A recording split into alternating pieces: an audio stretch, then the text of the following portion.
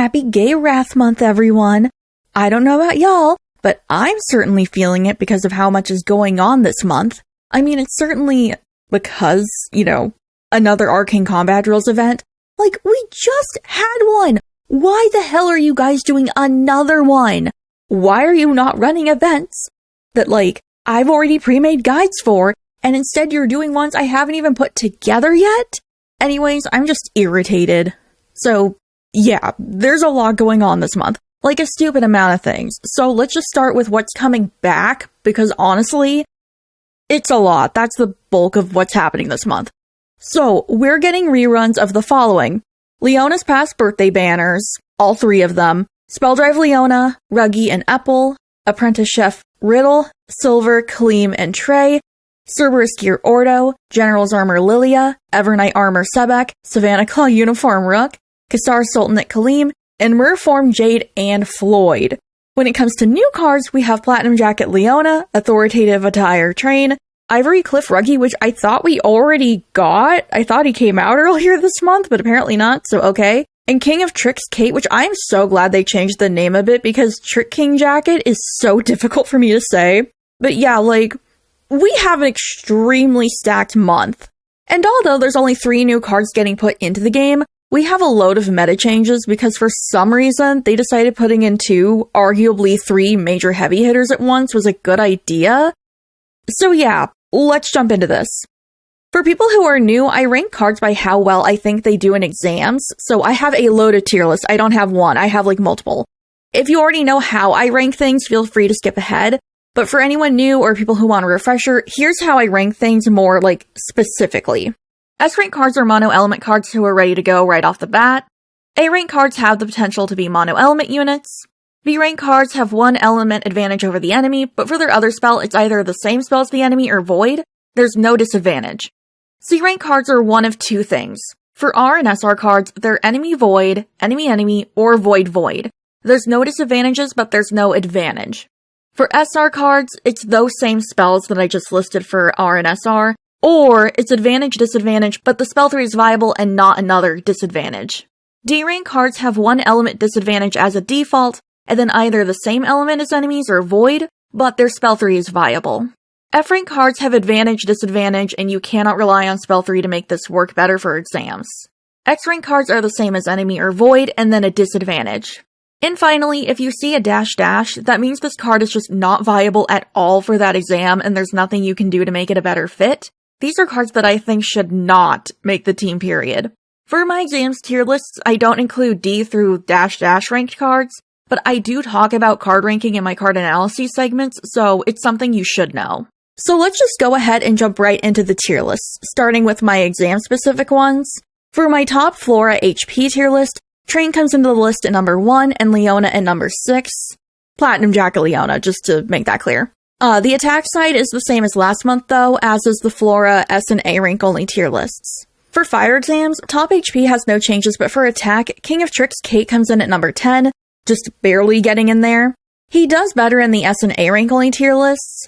For HP, he's at number 8, and for attack, he's at number 2, so a glow up. I'll say it's a glow. No, that's not what a glow up is.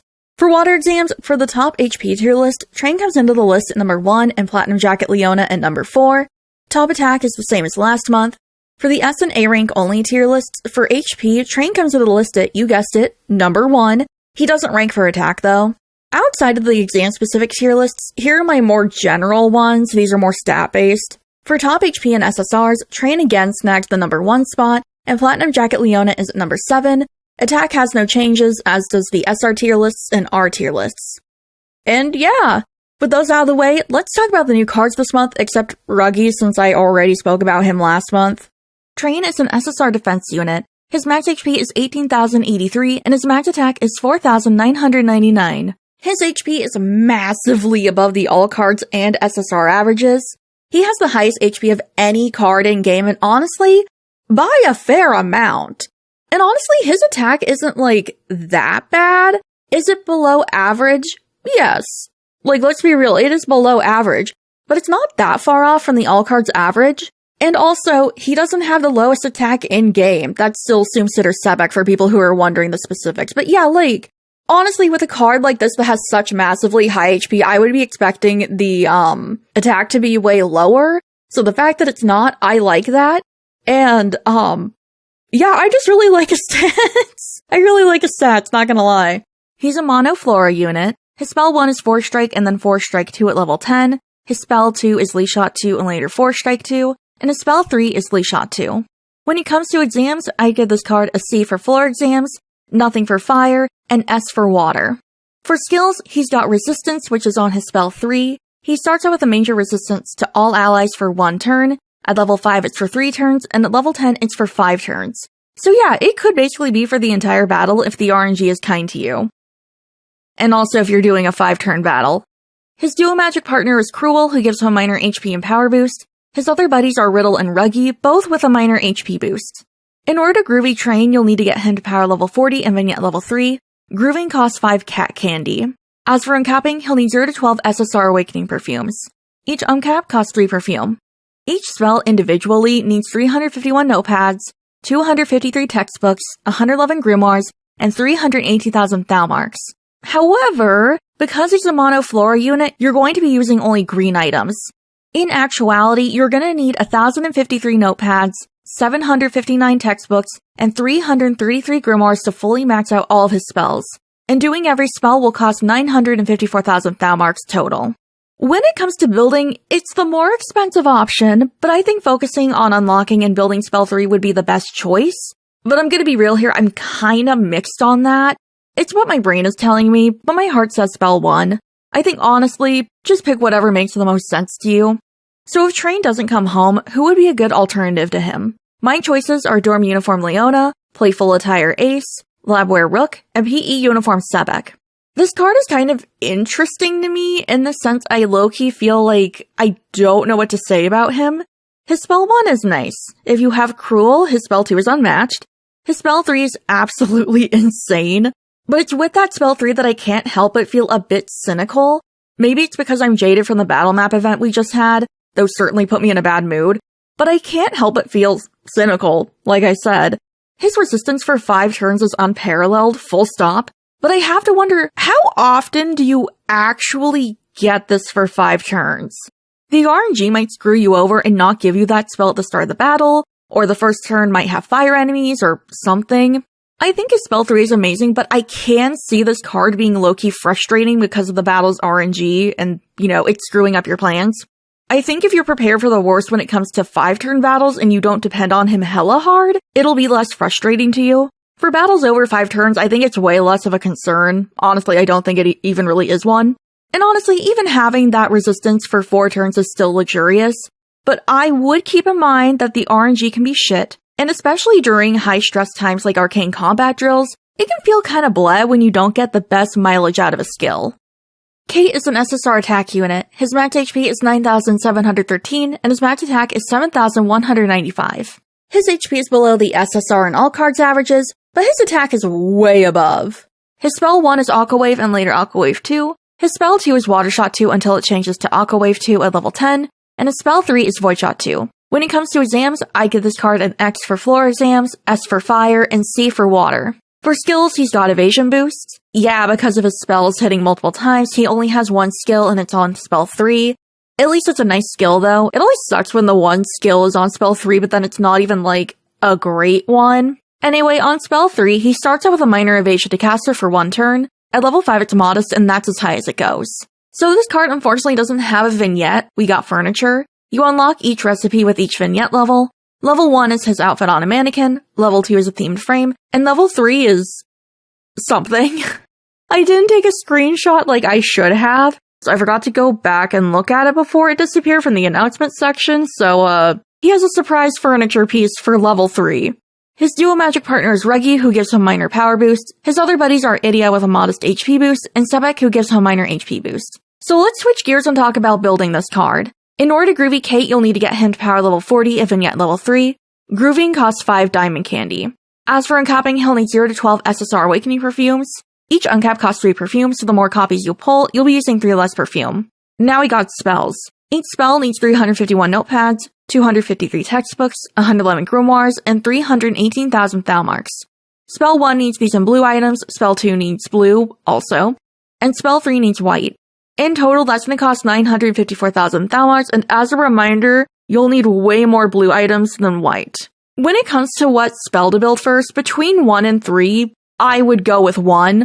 While it doesn't have a skill, it hits twice and that's fairly rare and very nice to have. Let's say you don't manage to pull Kate, or maybe you're still on the fence, or maybe you're just shopping around, so to speak. If you're looking for someone to replace with Kate, my choices would be Dorm Uniform Azul, Birthday Bloom Trey, Lux Couture Jamil, and Playful Attire Trey. I really love this Kate, and although it's not a meta thing, I think this card has one of the best groovies in the game, hands down. It's gorgeous. But also meta-wise, he's super solid. His attack stat's pretty high, he's got evasion, he's mono water, his spell 1 can hit twice if you build it. He's solid. Leona is an SSR defense unit. His max HP is 15,875, and his max attack is 4,461. His HP is way above the SSR and all cards averages. His attack is below those averages because of it, but I'm not gonna say no to high HP. His spell 1 is Force Strike, his spell 2 is Void Shot 2 and later Zero Ray 2, and his spell 3 is Water Shot 2. When it comes to exams, I'd give this card a C for floor exams, D for fire, and B for water. For skills, he's got Water Damage Cut, Damage Boost, and HP Restoration. On spell 1 at level 1, he has a minor Water Damage Cut to foes for 1 turn, at level 5 it's Modest, and at level 10 it maxes out at Major. On spell 3, he starts off with a minor damage boost to caster for 1 turn. At level 5 it's Modest, and at level 10 he gains a tiny HP Restoration. His duo magic partner is Floyd, who gives him a modest HP boost. His other buddies are Riddle with a minor power boost, and Jade, who gives him a minor HP boost. In order to groovy Leona, you'll need to get him to power level 40 and Vinny at level 3. Grooving costs 5 Lion Candy. As for uncapping, he'll need 0 to 12 SSR Awakening perfumes. Each uncap costs 3 perfume. Each spell needs 351 notepads, 253 textbooks, 111 grimoires, and 318,000 Thalmarks. Spell 1 needs using green items, spell 2 needs gray, and spell 3 needs blue. In total, that's going to cost 954,000 Thalmarks. I'd prioritize the spell 1 when it comes to building. The Water Damage Cut, she calls to me. But for reals though, that's going to be super handy to have. So, here's my suggestions for alternative units if Leona doesn't come home. I'd recommend New Year's Malleus when he comes out, and yes, I know that's going to be a bit of a wait, but he's a good alternative unit, and if you're a Malleus stan like I am, Track Jersey Jack, Halloween Costume Azul, and Beans Camo Jamil. Also, not gonna lie, I think Nightmare Suit Riddle is also a fairly good SR replacement for Leona, but I already put one JP card in this, so I felt like I had to pick someone else. Both are good, but yeah, either are fine. I guess if you're fine playing the waiting game, then, you're good to go, basically. But if this is more of an immediate need, or maybe you're not a super big Malleus or Riddle fan, yeah, things to consider. Water Damage Cut is extremely rare, so if that's a skill you really need, this Leona is going to be a great choice for you. I love he has healing as well, but let's be real here, his main draw is that Water Damage Cut and his HP stat. And that's it for the month. This month is absolutely insane, and although I'm glad there's something to do, I don't like how much they're shoving into this month, and it makes me wonder why they're speeding up so much. I have no idea why EN attempts to catch up to JP. I get it's probably so EN players can't, plan their polls out and stuff, but here's the thing. EN will never truly catch up to JP. Our birthday schedule in JP is way different than EN. We are ridiculously ahead of you guys. Our cycle starts with Jamil and EN starts with Kate, not to mention, the giant gap between collections just because of how much time there was between JP and the localization. And EN seems unwilling to change how birthdays are done, and I'm grateful for that and all, but that means EN and JP will never be fully caught up to each other. And also not to mention anniversaries and stuff, that's also a thing. I get FOMO is a big part of gacha revenue, and they could theoretically get more money if they were simul-dropping with JP, although honestly, I don't really know how much I believe that. But the thing is, they'll never be able to simul-drop everything, so why even bother in the first place?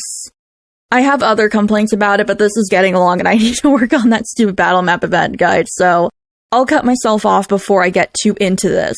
Before I go, I'd like to give a big shout out and thank you to my ladyfingers in waiting who support me and allow me to continue to do this, and have put up with the crazy schedule I've had lately since my grandpa's cancer diagnosis. I really appreciate you guys, and I'm Kiryu. So a big shout out and telepathic snacky treat to the right now immediately June 29th, 2025 Ladyfingers in Waiting, Meechgal2189, Visa, Omimi, Annette, Kayla, Richter32, Farafo, Yungumo, Crabjail, Lady Lunarine, Ukaku, Yosubakiseki, and Goose Farms. Thank you guys. And if you've made it this far, thank you too. I hope y'all have a good day, and I'll see y'all later. Bye bye!